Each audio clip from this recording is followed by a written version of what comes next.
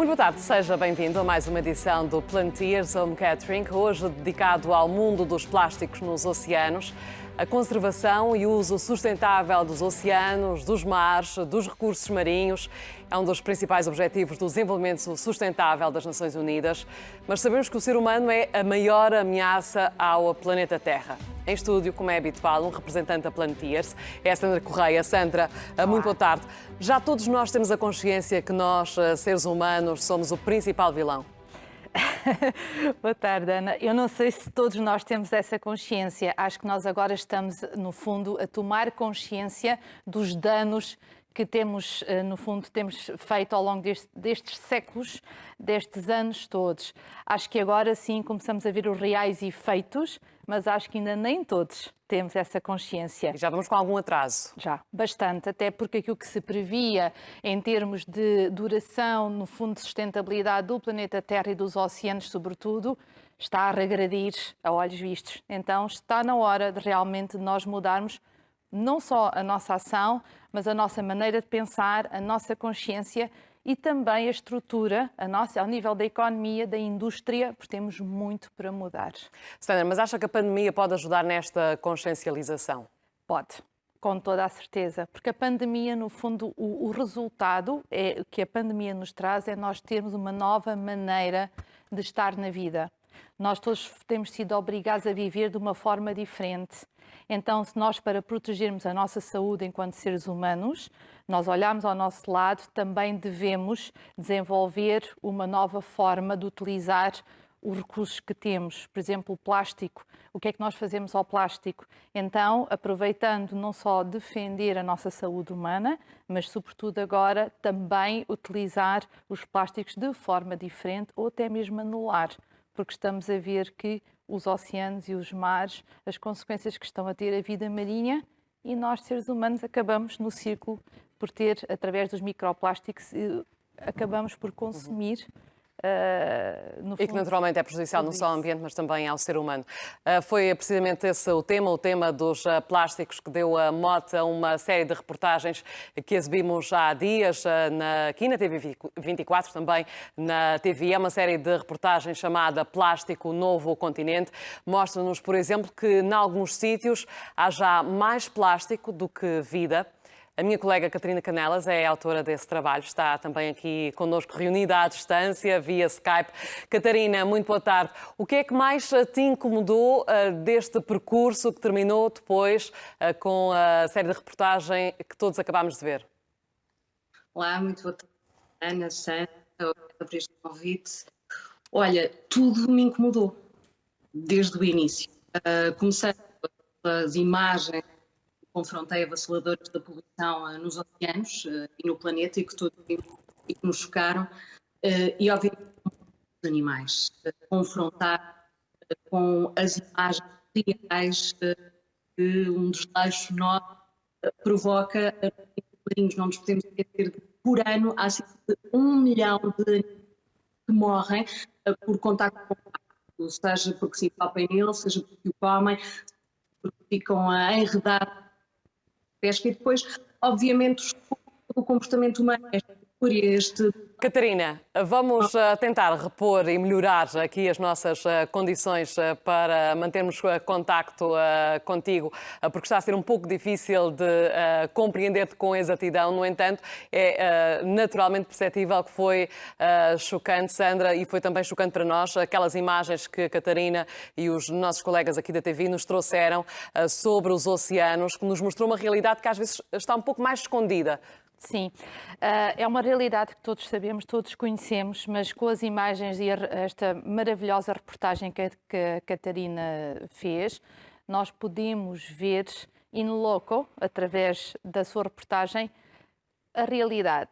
E eu acho que quando nós somos confrontados com a realidade, acho que isso nos leva a dizer, não, nós temos mesmo que fazer alguma coisa. Porque neste caso aplica-se totalmente aquilo que nós popularmente dizemos, é preciso ver para crer. É, claramente, claramente, sem sombra de dúvidas. A imagem da Ilha dos Plásticos é incrível e nós não imaginamos que essa ilha existe. Mas existe. Incrível, existe. E é isso, é nós vermos. Então, tudo isto que a Catarina nos trouxe, para mim e para nós, para o Plantias, é um grande alerta de mostrar, ver para quê. E então temos mesmo que fazer qualquer coisa. Há pessoas que até viram, primeiro que nós, muito antes desta consciencialização, que é agora na sociedade um pouco mais recente, há quem já faça da luta contra o plástico um modo de vida. É o caso de um velejador, mergulhador de profissão. Foi, por exemplo, o primeiro português a mergulhar na Antártida e desde essa altura começou a recolher lixo marinho. Ele está também aqui, em direto connosco, é o Miguel Lacerda. Miguel, muito boa tarde. O que é que o levou a recolher lixo marinho pela primeira vez? Boa tarde a todos, obrigado pelo convite. De facto, uma pessoa que ama o mar, uma pessoa que usufrui do mar, como eu, que toda a vida, no fundo, tem andado no mar, quer debaixo d'água, quer por cima d'água, quer mesmo em termos científicos, a estudar espécies marinhas, tenho acompanhado, portanto, há mais de 50 anos que ando nesta vida, tenho acompanhado todo o evoluir deste flagelo que neste momento compromete a vida dos oceanos e de todos nós. De facto, o que me fez começar a chamar a atenção para este problema do lixo marinho, e eu não falo só dos plásticos, falo do lixo marinho em geral, porque o problema dos oceanos não está só nos plásticos, mas em tudo aquilo que o homem mete nos oceanos, e coisas bem mais graves que os plásticos. Era no fundo o que me faz mover e tomar esta iniciativa de alertar e de remover muitos plásticos, porque no fundo os plásticos são aqueles que nos são acessíveis ao cidadão comum conseguir remover, garantir que as gerações vindouras possam de alguma forma usufruírem e verem aquilo que eu consegui ver nos oceanos. Portanto, no fundo, garantir o futuro deles. Nestes longos anos que tem vindo a dedicar-se a esta causa, tem notado alguma diferença em termos de quantidade ou até do tipo de lixo que vai descobrindo? Tenho, de facto tenho. Eu contabilizo quase tudo o que faço nos últimos 6 anos. Portanto, nos últimos 6 anos eu posso dizer que estamos a fazer aqui na zona litoral oeste de Sintra-Cascais, portanto, uma zona delimitada em um ponto estratégico onde, portanto, vou monitorizando tudo aquilo que vou removendo. E o facto é assustador porque eu pensei que até um certo ponto estaria a remover e que depois iria deixar de aparecer lixo e de facto continua a subir, cada vez apanhamos mais lixo. É assustador. Miguel, o que é que espera que as pessoas façam agora neste período pós-pandemia em que supostamente estaremos um pouco, pelo menos, mais alertas? O que é que acha, ou o que é que espera dessa ação das pessoas? Só uma consciencialização ou de facto uma mudança? A pandemia trouxe coisas boas, como foram ditas aí pela Sandra, mas também trouxe coisas péssimas. Eu nunca imaginei, e porque já tenho feito mergulhos a seguir a esta fase de maior confinamento em que ficámos obrigados a estar em casa, eu tenho mergulhado e tenho visto máscaras e luvas espalhadas pelos oceanos debaixo d'água. As pessoas não têm ideia dos milhares e milhares de máscaras que nós encontramos a mergulho. Portanto, basta andar nas estradas e ver-se máscaras por todo lado. Isto, de facto, é um comportamento humano, é falta de bom senso, falta de educação das pessoas. E acho que a pandemia, se por um lado evitou a grande circulação de pessoas, evitou menos consumo de combustíveis, houve uma melhoria em termos do ar, em termos do mar, a coisa não foi assim tão feliz, porque eu posso só relembrar que, por exemplo, aconselhavam as pessoas a lavar as mãos durante 40 a 50 segundos. Esses 40 ou 50 segundos de água para o mar, cheio de detergentes, de antibacteriantes, cheios de lexívias, cheios de... Foi tudo coisas que nós pusemos no mar e que o mar não está apto para receber tanto lixo humano.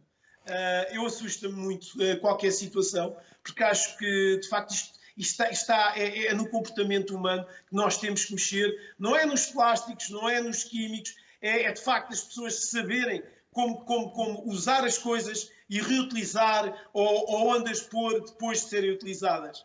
Miguel, mas esse conhecimento já tem, ou essa consciencialização já tem sido, já não é nova, esse trabalho não começou hoje. Porquê é que ainda não mudámos as nossas ações? Porquê é que ainda não há uma mudança efetiva?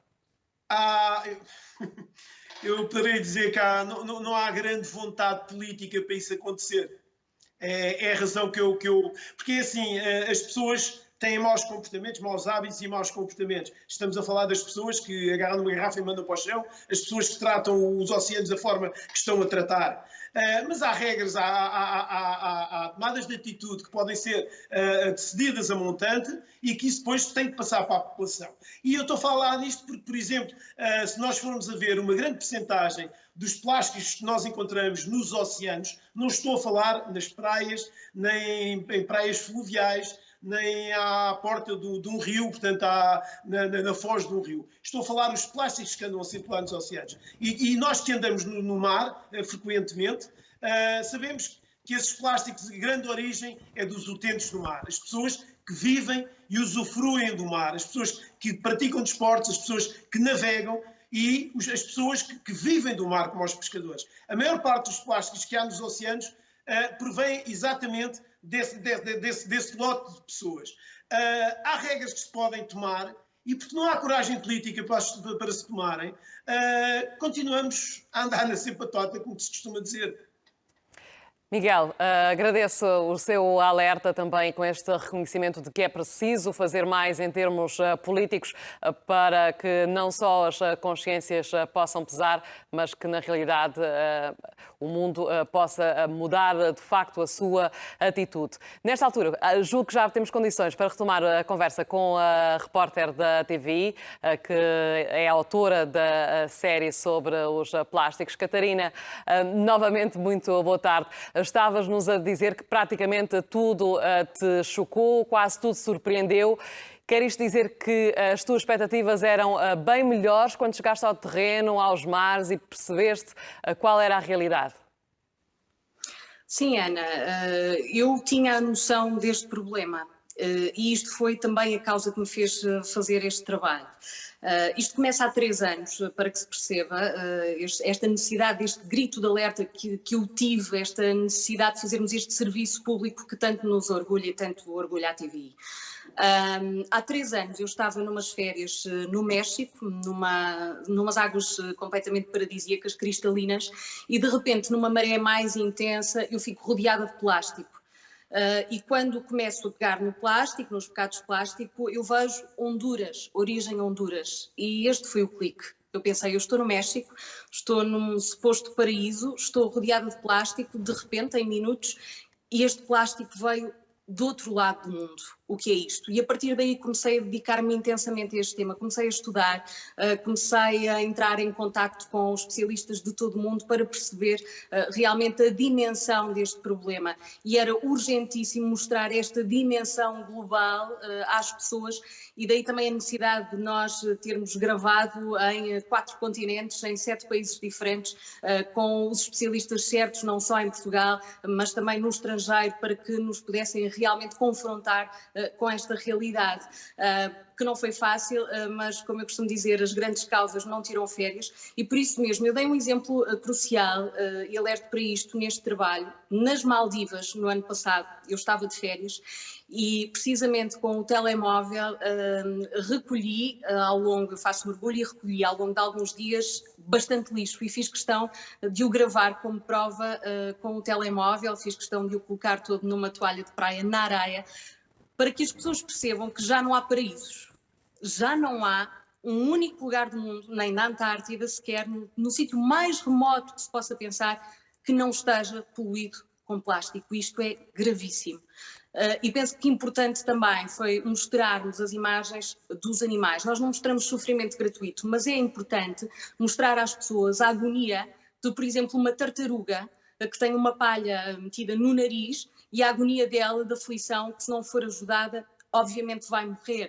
Era importante mostrarmos às pessoas o caso daquela baleia da Noruega, a chamada baleia de plástico. Há um antes e um depois desta baleia de plástico que morreu em 2017 na Noruega. Os especialistas na Noruega tiveram curiosidade, abriram-na e viram que ela estava cheia de plástico. E a partir daí os casos têm-se multiplicado em todo o mundo, da Ásia ao nosso Mediterrâneo aqui ao lado. Estamos cada vez mais a ser confrontados com isto.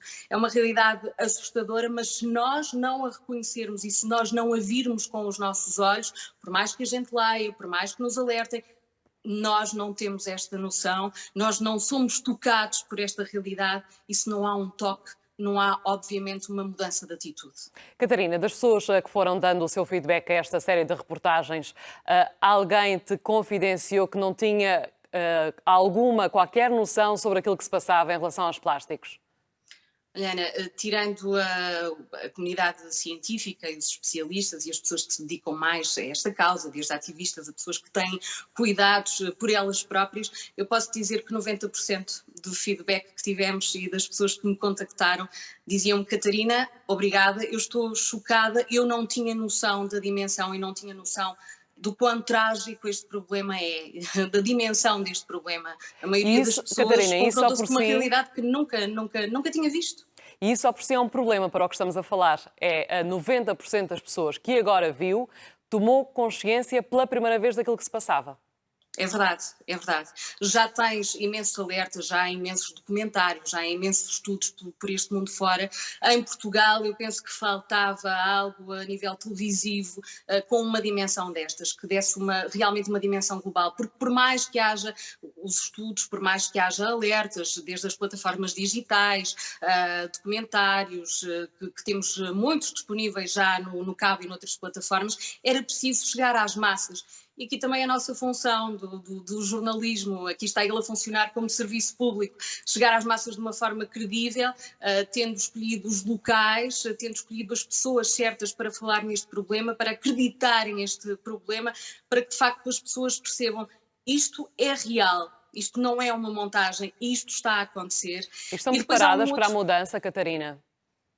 Olha, Ana, eu penso que nós estamos todos preparados para a mudança, mas a mudança não é drástica. Nós estamos preparados para uma mudança drástica. Ela não vai acontecer amanhã, não vai acontecer já depois da manhã nem na próxima semana. Ela vai acontecendo gradualmente, não é? Porque nós chegamos a uma praia, estamos em época balnear e vemos que é muito fácil apanharmos pessoas que estão a fumar e atiram a beata para a areia. Ainda agora vimos recentemente, eu mostrei isso na reportagem, a festa do campeonato do Liverpool e vimos aquelas imagens assustadoras daquele parque da cidade em que praticamente não se via relva e só se via plástico, que vai demorar anos, centenas de anos a desaparecer. Muito dele nem sequer desaparece. E, portanto, nós precisamos de ser realmente confrontados com isto e perceber a mudança tem que acontecer. Eu posso-te confessar que uma das mensagens, algumas das mensagens que mais me tocaram foram de pais que fizeram questão de ter crianças pequenas em frente à televisão, que assimilaram tudo aquilo, muitas delas choraram porque ficaram chocadas e nós sabemos que é nas crianças que está o futuro e que está a esperança e esses pais fizeram questão de me dizer e de mandar fotografias e vídeos a dizer: Catarina, eu fiz questão de ter o meu filho, é a nova geração, é a geração que aí vem e tem que ser confrontada desde pequenino com isto para que realmente essa mudança aconteça já na vida dele e então se dê essa transição gradual que nós todos precisamos que aconteça, porque assim não vamos lá. Nós estamos numa linha vermelha neste momento e essa linha não pode ser ultrapassada. Na realidade, Catarina, aquilo que os mais pequenos viram foi que os oceanos não são, como se pode ver nos filmes de animação da Disney ou noutros filmes, ou nos tais catálogos de férias paradisíacas, é muito diferente disso. Catarina, tu és, neste momento, uma das pessoas que serve também de alerta, enquanto jornalista, pela divulgação desta causa. O que é que tu também já mudaste na tua vida? Muita coisa, muita coisa, e mudo todos os dias. Sabes que depois desta história que acabei de contar, de há 3 anos ter começado realmente a interessar-me por este problema, eu cheguei a casa um dia e pensei, eu vou tentar perceber quanto plástico é que eu tenho aqui em casa. E percebi que estava rodeada de plástico e usava plástico para tudo. É bom que se entenda que isto não é uma guerra contra o plástico. Precisamos do plástico nas mais variadas áreas da nossa vida, desde a saúde à ciência. Ele é necessário, mas ele foi criado como um material nobre para durar para sempre. E eu penso que na altura nunca ninguém fez a questão crucial do durar para sempre. O que é isto do durar para sempre? E portanto o que eu comecei a mudar foi sobretudo na minha casa, Olha, coisas tão simples como as cotonetes, como ter deixado de usar palhinhas, como ter começado a usar escova de dentes de bambu, como ter ido ver todos os esfoliantes que eu tinha, os cremes, e perceber realmente a composição daqueles cremes que eu tinha em casa. Coisas muito simples, como te digo, comecei a passar isto à minha família, aos meus pais, à minha irmã, à minha avó, que sempre viveu sem plástico e só começou a lidar com ele a partir dos anos 50 e, portanto, lembra-se muito bem de como era viver sem o plástico. E todas estas pequenas mensagens foram passadas aos meus amigos, que passaram aos amigos, até eu perceber que, ok, eu estou a fazer esta mudança dentro da minha vida, do meu espaço, das minhas pessoas, mas é preciso chegar às outras todas, e então vou utilizar precisamente o meu trabalho por um bem maior. E foi isso que fiz. E assim foi. Catarina, peço para manteres ainda aqui o contacto connosco, porque já voltaremos a falar contigo. Ainda antes de retomarmos a conversa com a jornalista da TVI, vamos ainda olhar para aquilo que se passa em concreto em Portugal, num dos locais de maior riqueza ambiental. Estamos a falar da Ria Formosa, é património mundial, é reserva natural, é aqui que está, por exemplo, a Ilha da Colatra, palco neste momento de um ambicioso projeto, chama-se Colatra 2030, uma comunidade energética sustentável, assim é o nome, e esta iniciativa pertence à Associação de Moradores, precisamente da Ilha da Colatra. A Sílvia Padinha é uma dessas vozes mais ativas. Sílvia, muito boa tarde, agradeço a sua presença à distância e peço-lhe para nos revelar que projeto é este, Colatra 2030. Muito obrigada pelo convite e boa tarde a todos. Portanto, Colatra 2030 é um projeto que nasce da vontade da mudança e nasce na vontade de fazer mais do que aquilo que estava a ser feito. E então havia a necessidade de trazer para o público em geral, para a população, o conhecimento. E aí acabámos por fazer uma parceria com a Universidade do Algarve, que é melhor que a universidade, que a academia, para trazer o conhecimento às pessoas. E então fizemos uma parceria em que a Universidade do Algarve, a Associação de Moradores da Ilha da Colatra, a Câmara Municipal de Faro, a CCDR, concorreram a um projeto muito ambicioso a nível europeu, que tinha como objetivo não só fazer a transição, mas também que essa transição e essa mudança pudesse ser replicada noutros sítios. Portanto, nós estamos aqui num circuito Mas na fechado, prática o que é que fazem exatamente, Sílvia? Sim, na prática nós neste momento já fomos uma das 6 ilhas, 6 projetos piloto em 2.500 a nível europeu para fazer a mudança. O objetivo é, e aí já estamos a dar à população o conhecimento da mudança de atitude, por exemplo, em relação às redes de pesca fantasma. São muitas as redes que são perdidas no mar, são muitos os maus hábitos que ao longo dos anos foram tidos pelos pescadores e todos aqueles utilizadores do mar, que é deixar no mar como se o mar não tivesse fim. Então aderimos a vários programas, um deles é a Pesca por o Mar Sem Lixo, através do Ministério do Mar, que sensibiliza todos os pescadores, e nós aderimos. Fomos a primeira comunidade pescatória a nível do Algarve e a segunda a nível do país a aderir a este projeto, Pesca por o Mar Sem Lixo, em que sensibilizamos todos os pescadores, mariscadores e viveiristas que utilizam a ria e o mar, tudo o que encontram, trazer de volta para ser depois depositado em sítio próprio, não só os plásticos, principalmente os plásticos, mas não só os plásticos, mas tudo aquilo que encontrarem no mar. Portanto, o mar é de todos, o lixo também, traz o teu e o que não é de ninguém. Foi este o slogan que utilizámos para sensibilizar todos aqueles que utilizam o mar. E como é que os pescadores reagiram, Sílvia?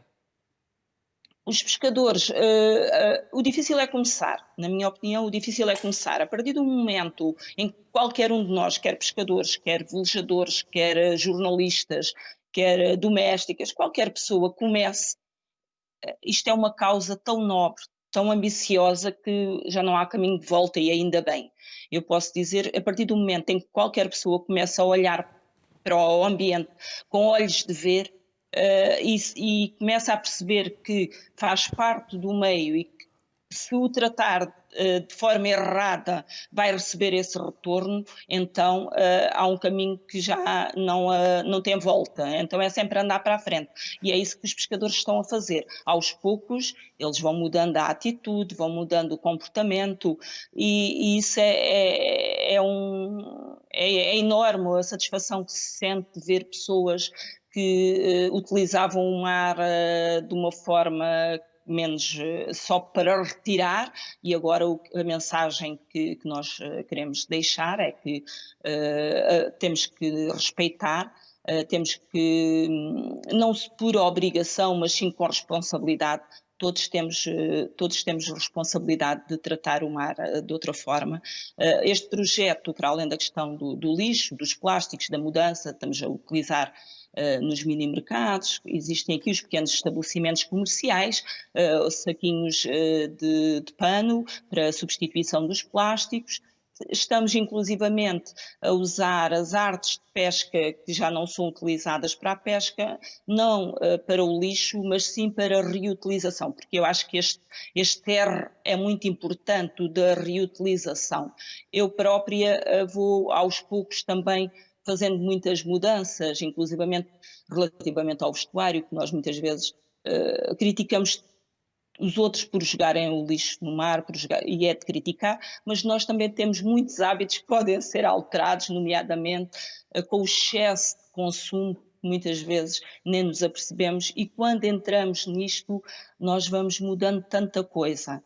E essa foi uma delas, a questão das redes de pesca. Estamos a fazer utensílios, fazer saquinhos de rede para comprar a fruta, para levar para o marisco, para levar à praia, e todo o lixo que encontra pelo caminho. Convidamos todos os turistas que fazem a visita, todo o lixo que encontram trazer de volta, portanto sensibilizando assim não só os locais, mas e a pouco e pouco, Sílvia visitam. Padinha, com esse exemplo desse projeto, se vai também convencendo mais pessoas e outros projetos que possam também dar ao ambiente aquilo que dizia. Não podemos apenas tirar, também temos que dar. Sandra, exato. Muito obrigada, Sílvia Padinha. Esqueci-me de lhe agradecer e por isso não percebeu que eu já estava a falar com a Sandra Correia. Agradeço e também parabéns por esta iniciativa. A Sandra, muitas vezes é isso, é dar. E é isto que a Catarina, a nossa repórter, também fez. Foi dar do seu tempo, foi dar do seu trabalho para levar a cabo um trabalho de consciencialização. Sim, claramente. E no fundo também essa é a missão do Planeteers World Gathering, que nós somos o palco, queremos ser o palco destas soluções, também dar o nosso tempo, ensinar, reeducar, para que todos juntos possamos realmente mudar não só a nossa consciência, mas a nossa ação. Queria também fazer uma pergunta à Catarina, julgo que ela também nos está a ouvir. Este é o momento ideal, mas peço a ambas que sejam super sintéticas. Não, a pergunta que eu quero fazer à Catarina é essencialmente o que eu gostava era que ela nos transmitisse na consciência dela o que é que nós realmente temos que mudar. Não será só a estrutura, não será só a parte económica ou a educação, mas Catarina, com tudo aquilo que tu viveste, o que é que nós realmente temos que mudar? Sandra, temos que mudar tudo. Temos que mudar todo o paradigma. Começa, como tu dizes, pela questão da educação. Eu penso que sim, que a educação é muito importante e é preciso percebermos que o sistema educativo tem que dedicar mais e de forma mais séria tem que se dedicar à questão da sustentabilidade e do ambiente nas escolas. É muito importante começar com as gerações mais novas, porque elas são o futuro, de facto, e depois por todos nós, porque antes de nós termos um cargo, seja ele qual for, na sociedade, seja da indústria, seja político, nós somos indivíduos e, portanto, essa mudança está dentro de nós, dentro de um ser como indivíduo. Eu estava a ouvir a Sílvia muito rapidamente, eu concordo com tudo o que ela estava a dizer e, de facto, há aqui uma questão fundamental, que é a questão da forma como nós usamos o plástico de maneira excessiva e como o descartamos mal. Ou seja, reutilizar e recusar são as palavras-chave. Só depois, sim, a reciclagem. Se nós tivermos isto em mente, se nós fizermos estas pequeninas mudanças no nosso dia-a-dia, nós chegaríamos lá, porque nós, ao recusarmos, automaticamente estamos a forçar que quem está acima, quem pode legislar, vai ter que se debruçar sobre este problema de uma ou outra forma, porque somos nós a forçar essa tomada de decisão. E termino da mesma forma como terminei a reportagem, com uma mensagem que é simples, mas que resume tudo, é cada gesto importa. E assim terminamos com a Catarina Canelas, também com a Sandra Correia, esta edição do Plantiers. Um bom resto de tarde.